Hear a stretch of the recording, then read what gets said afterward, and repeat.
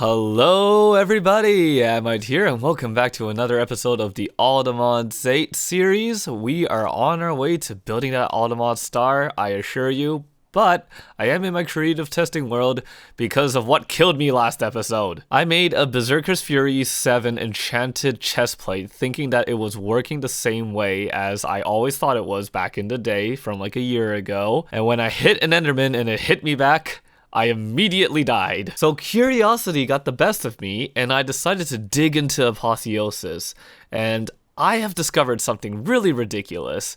In a balance change between the time I was playtesting it and doing this series, they changed the formula for how much Berserker's Fury would cost in heart points. The health cost is now 2.5 to the power of the level of the enchantment instead of the level of the enchantment squared. So now I understand why I got killed, because back in the day, when it went up to level 9, it would only do 81 damage, which is the equivalent of 40.5 hearts, which at this stage of the game, you'll easily get more than that. However, with this new formula, max Berserker's Fury would take 610 damage from your character. And I figured, oh, maybe if I just lower the level of it, if I have it to level 5, 97 damage. And we're gonna put this to the test here. I have a bunch of armor that I just randomly enchanted and got a bunch of max health on. So my max health is 282, but I have a Berserker's Fury 7. I'm going to switch it with a Berserker's Fury 5 chestplate here. And technically, by their rules, or by the new formula, I should be able to still survive. So let's just take a hit from... Okay. Now let's try it with a Berserker's Fury 7 enchantment now.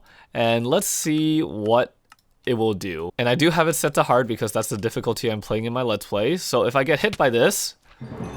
Yeah. Mystery solved. While we are here though, I do want to do another fortune test because I completely forgot, because of gems, I'm able to get my fortune level all the way up to level 15. So I'm wondering if that will change the result of deciding whether or not to use the mechanism or processing, or just to use a fortune 15 pickaxe. So here I have 7 rows of 10 automatium ore, and we're basically going to try and beat 50 ores per row. And if we do consistently, then that's what we're going to be using for mining all our automatium, vibranium, and unobtainium. So here we go. Number 1. What's our first haul? This is 90 ore. Okay, that's a good start. So let's go for the next one then. So surely we'll get some low rolls, right? No, we got even more this time. This time it's 105. Oh, I see some low rolls this time. Not as much as before. We got a 44 this time. Okay. Next row, I see some 1s this time as well. Not as lucky, but 63, still above the 50 that we need to beat. How about this one? 59, we beat it again. Oh, and I missed some stuff here. 59 plus 16. 20. Wow, 64, 28. Finally, the last row. Let's see what we're going to get. 64 and 24, so that's 88. I think in this really quick test, I can see that Fortune 15 definitely beats out the mechanism direct ore to processing ratio, and I think that settles the debate. Yeah, we're gonna switch from a Silk Touch Automatium pickaxe to a Fortune Automatium pickaxe then in that case. Thankfully, it's just a modest 26 levels and a little bit of my time. And the gems we want on the Automatium pickaxe is a Perfect Ender Surge gem, a Gem of the Earth for 4 levels on Fortune. Now that's 14. Then an Incandescent Inferno for 4 levels of efficiency. And then a Lightning Gem for 50% mining speed. Fortune 14. That's not the 15 we were testing in the creative world. I definitely should have a fortune book somewhere. I feel like by now I would have come across one in my world. Do we see it? I see an efficiency, piercing, looting. Oh no. Oh no. We need to remove the gem off of my chest plate, but there's no way to just get rid of that one. I do have a vial of searing expulsion in here. I finally get to use up all the random weird stuff I found in dungeons and stuff in past. You just put this in a smithing table and it just removes all the gems. The other option is to use the vial of arcane extractions, which lets you keep the gems, but destroys the equip. And between the gems and this guy, I would rather keep this guy. So we're going to remove all the gems here now. And we gotta re-socket and re-facet all the gems. There was another thing that I considered, which was using these prismatic cobwebs. You can combine them in a anvil, and you can remove Berserker's Fury that way as well. But since we know that we can survive Berserker's Fury 5 as long as we have 50 hearts, we'll keep it, because I kind of like having strength 5 when people hit me. We'll keep the Splendor Gem. I am going to remove these off of my chest plate and my leggings after we're done dungeon exploring and stuff, but I want as much luck as I can going into dungeons so I can get as good loot as possible. But we'll also add the Ender Surge, and then we'll also add the Warlord Gem for 30% max health, and then we'll just add a Brawler's Gem for an extra 10 health. And now my max health is 243, so that's 120 hearts. Between the last episode and this episode, I made a few new pieces of gear. I made a shield, and it's got a whole bunch of extra max health armor and armor toughness on it thanks to the gems. I made a hammer, which is a really nice tool for digging tunnels, and I also made a bow. You can make some really strong bows with silent gear with combinations of bows and arrow, but I only made the bow strong, and I made arrows just with what's it called? They're called obsidian arrows, and it's just 20% damage increase from a regular arrow, and I think that's good enough. It's not really, I'm not going to be using this primarily, so it's just there to be there. I really like silent gear shields, by the way, because they place the shield so that it doesn't cover the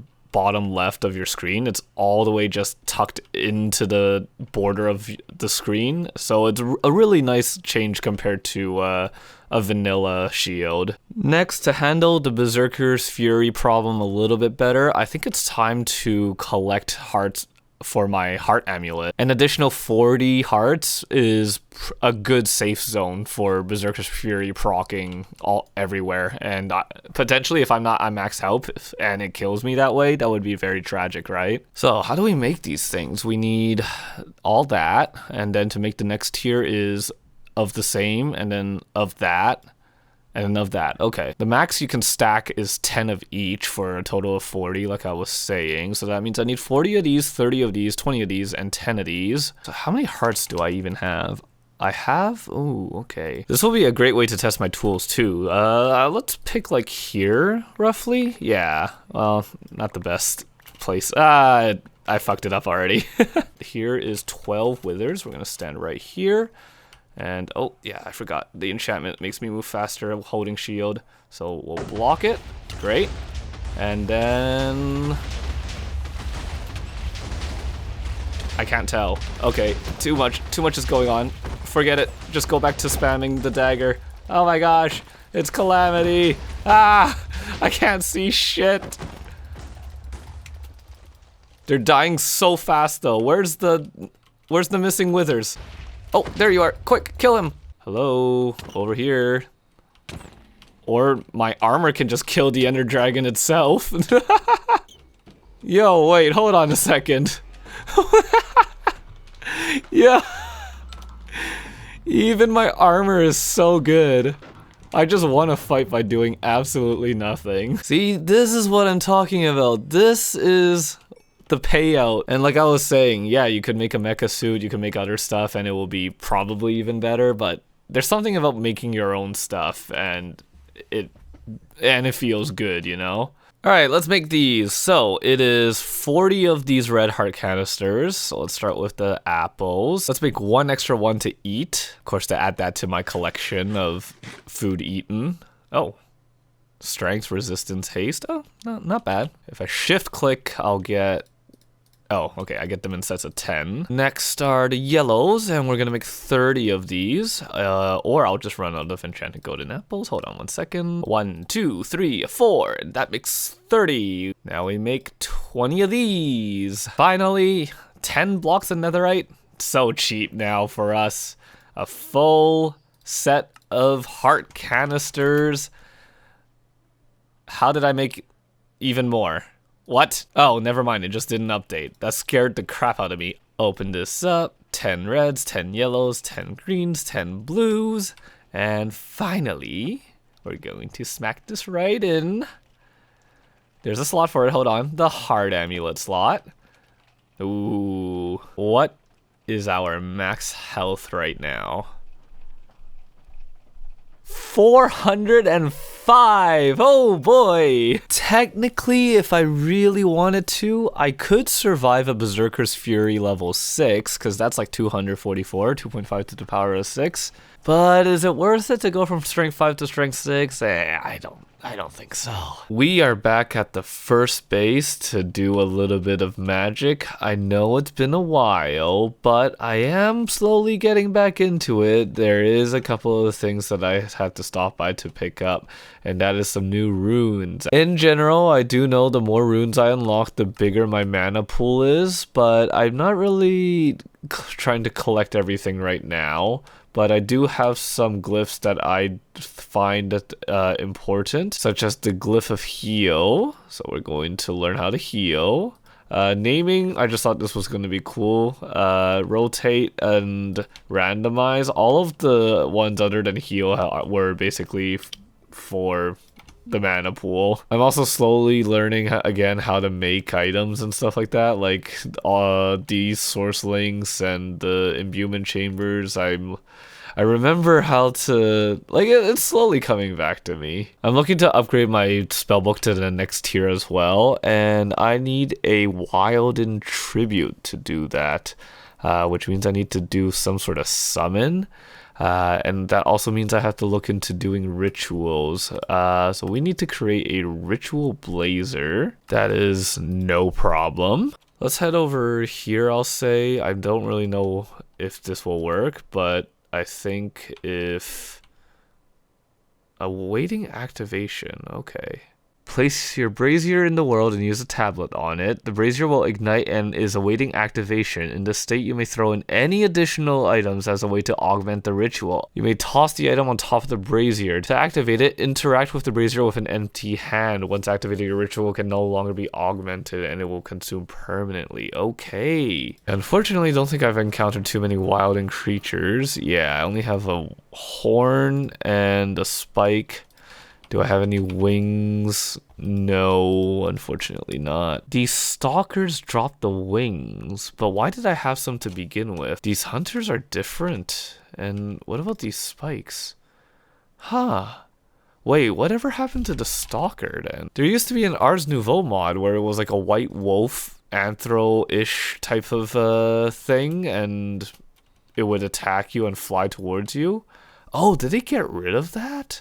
I wonder, well, anyways, I guess we just have to, yeah, do that then, huh? And we'll get our wings this way. Oops. Where's the other thing? Oh, there you are. I guess I got all the materials. Alright, did this say that if you summon this boss, a bunch of the area around the summoning will be destroyed? So we'll go fly out a little bit in order to make this happen. So once again, right click with it and then throw each of the wings, the spikes, and the horns into it. And then if we summon it, this should create the boss. Right? Oh, hello. 500 health. Wow. He's not doing much. Oh, he transformed. Oh, okay. Let's kill some things. Let's kill the mobs. And we killed the boss. Nice. And then we got the ritual. Very nice. I'm sure that would have been like 100 times more interesting if I did this sooner, but better late than never. That creature looked absolutely horrifying though. I do not want to see that ever again. Now we can upgrade the spell book to the final tier. So we are now officially an archmage now. We've graduated. There's also a weapon from this mod called the Vitality Blade, and you can put your hearts in there, and it's 2 damage per heart. So in total, it's 80 additional hearts of damage at 88. So that's pretty good, actually. Could have just used that instead of all these complicated weapons that I made for myself. Nah, I'm just kidding. I like these a lot more still. But yeah, I forgot this is an actual option as a weapon. Okay, I want to go to the other this episode, a dangerous endgame area. But it shouldn't be that bad now that we have all our gear and equipment. Where's a good place to put a nether portal? Bring it up here, actually. Kind of like right here at the top of the mountain. As like a reward, you know? Oh, I don't think we tested how fast my tools are ever since the upgrade, so how fast can we break obsidian? Very fast, yes. And we'll just light the portal with some magic here, and I'm gonna set this to heal to begin with. So where do we come out from this side? In more of a crevice, which I like. I can see my other nether portal in the mini-map.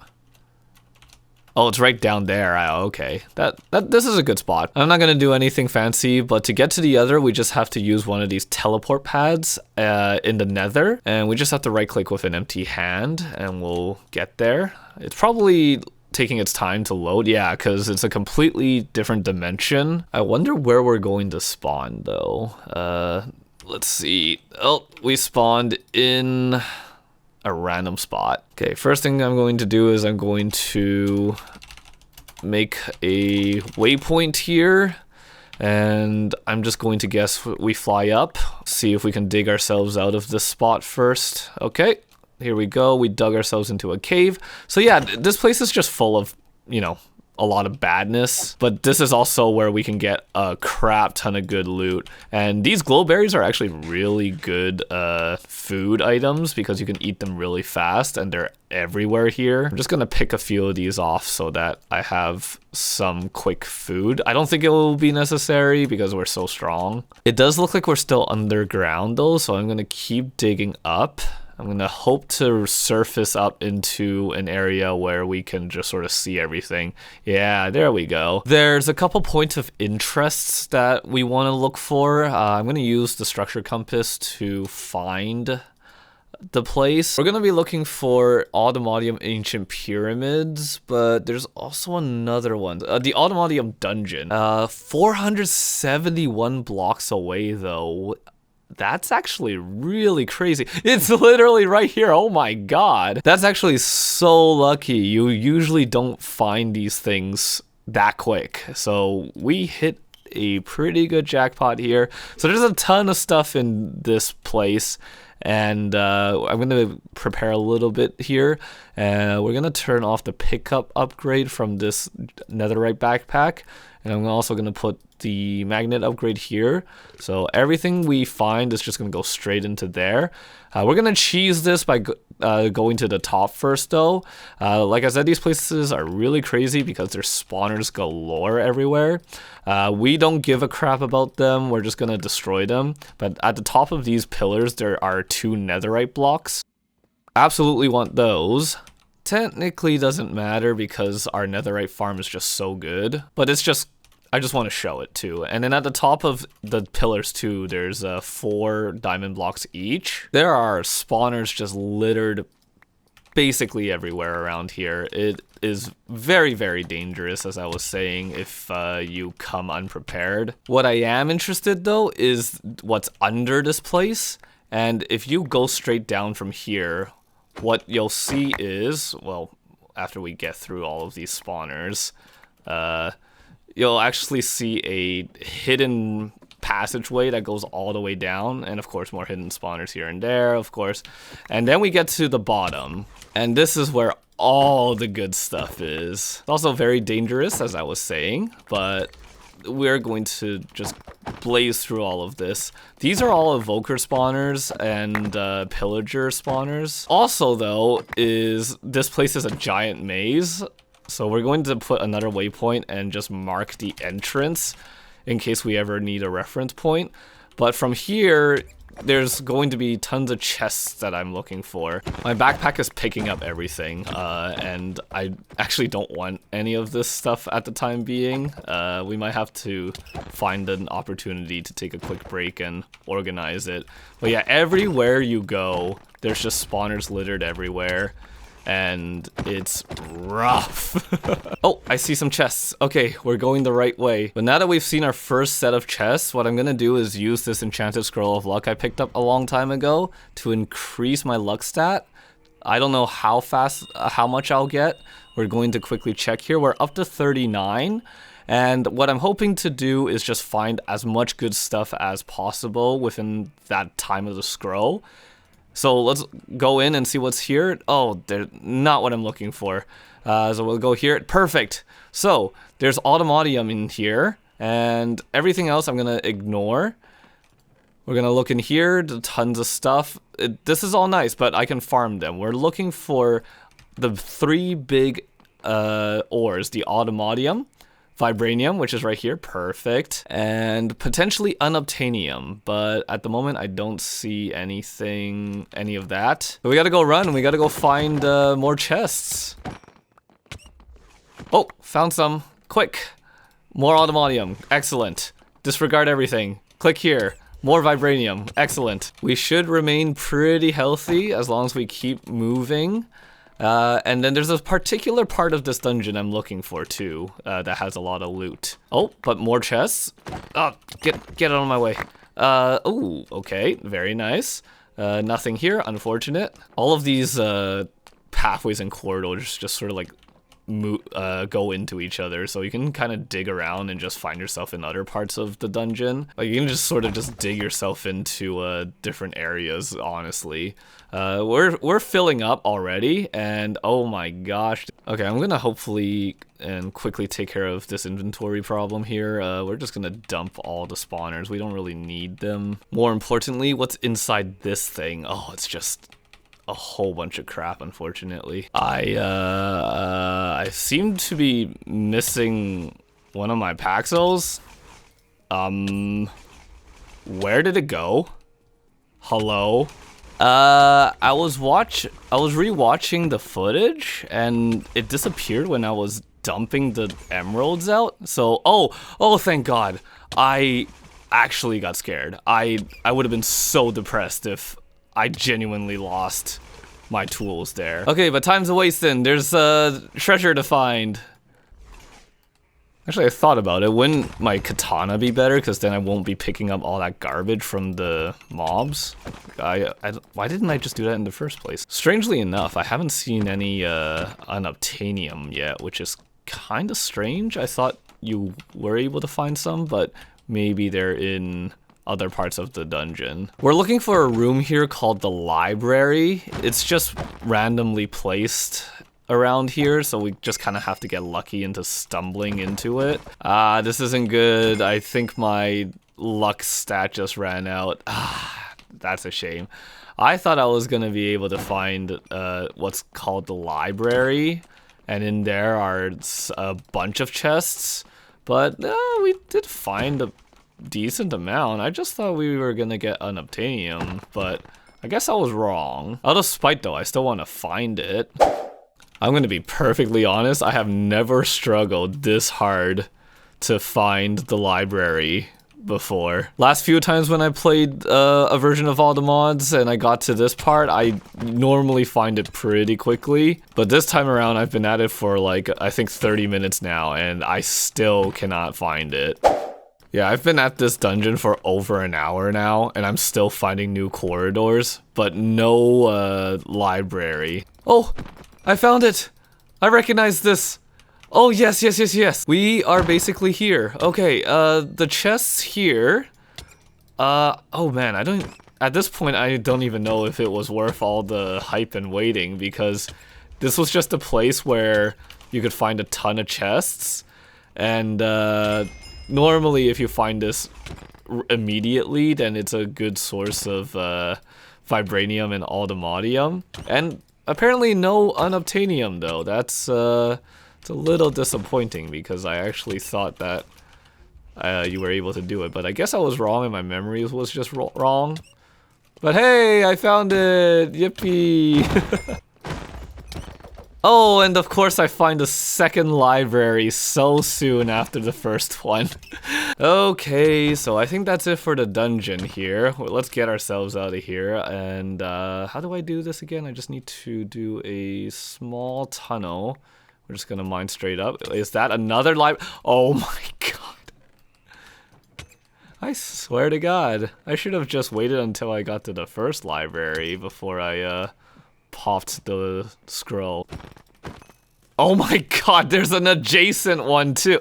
Oh, god damn it. I really should have waited. Oh, that freaking sucks. Alright, well that was fun, but the next structure that we need to look for is called the Ancient Pyramid. I'm gonna use the structure compass to find this. Hopefully there is one nearby. Oh!